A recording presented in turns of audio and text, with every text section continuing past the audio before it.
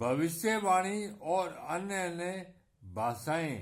प्रेम का अनुकरण करो और आत्मिक वरदानों की भी धुन में रहो।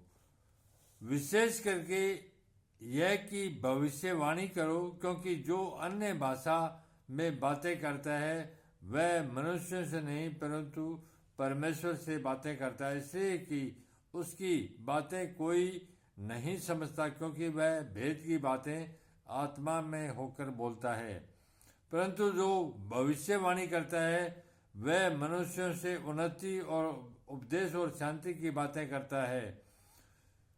जो अन्य भाषा में बातें करता है वह अपनी ही उन्नति करता है, परंतु जो भविष्यवाणी करता है वह कलीसिया की उन्नति करता है। मैं चाहता हूं कि तुम सब अन्य भाषाओं में बातें करो, परंतु इससे अधिक यह चाहता हूं कि भविष्यवाणी करो, क्योंकि यदि अन्य भाषाएं बोलने वाला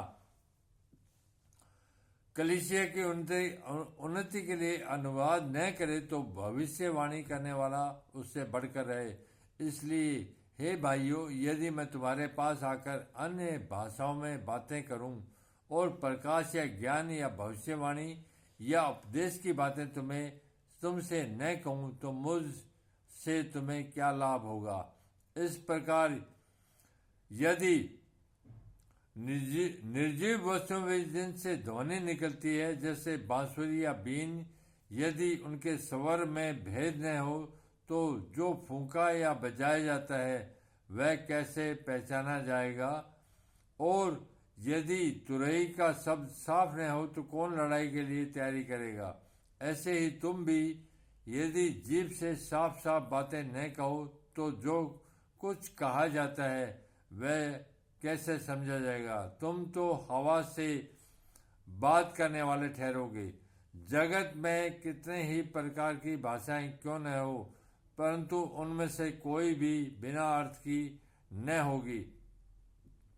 इसलिए यदि मैं किसी भाषा का अर्थ न समझूं तो बोलने वाले की दृष्टि में मैं परदेशी ठहरूंगा और बोलने वाला मेरी दृष्टि में परदेशी ठहरेगा। इसलिए तुम भी जब आत्मिक वरदानों की धुन में हो तो ऐसा प्रयत्न करो कि तुम्हारे वरदानों की उन्नति से कलीसिया की उन्नति हो।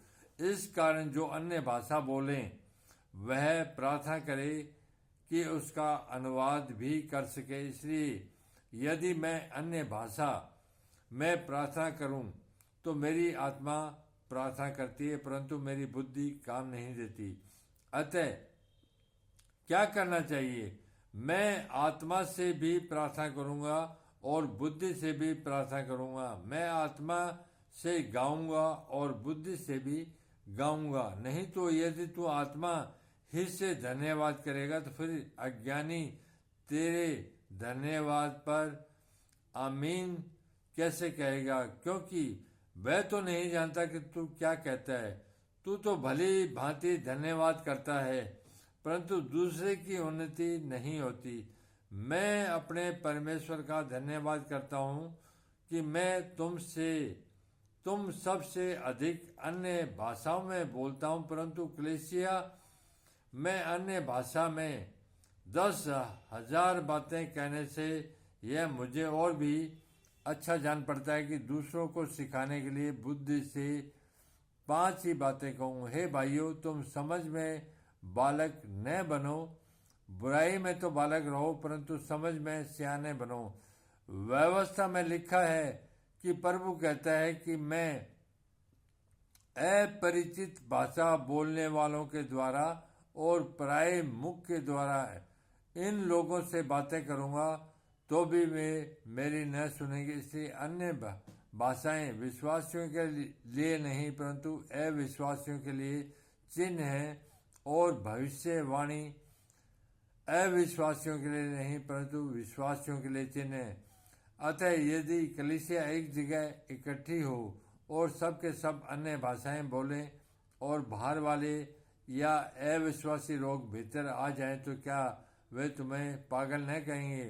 परंतु यदि सब भविष्यवाणी करने लगे और कोई अविश्वासी या बाहर वाला मनुष्य भीतर आ जाए तो सब उसे दोषी ठहरा देंगे और परख लेंगे और उसके मन के भेद प्रकट हो जाएंगे, और तब वह मुंह के बल गिरकर परमेश्वर को दंडवत करेगा और मान लेगा कि सचमुच परमेश्वर तुम्हारे बीच में है।